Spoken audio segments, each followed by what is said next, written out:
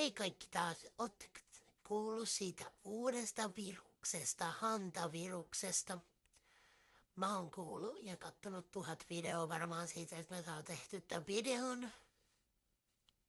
Mut joo, mennään asiaan.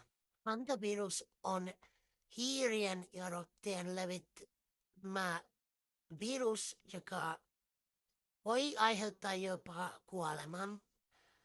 MV Hondius-laivalla on jo 3 kuollut. Se on 20–40%, että sä kuolet. Monelle viruksesta tulee mieleen korona. Uutiset ajattelee, että tämä on jo toinen korona. Esim. On nyt Andes-virus.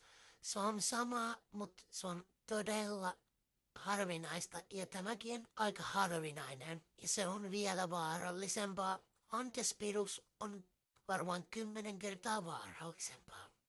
Andes-virus on hantavirus, mutta vielä tarttuvampaa se tarttuu ihmisestä toiseen todella helposti. Ja tämä juttu Espanjan nurkilla. Suurin osa tartunnaista tapahtuu hengitysteitse, mutta olkaa safe ja joo. Maikkuu! Kiitos kun katsoit video.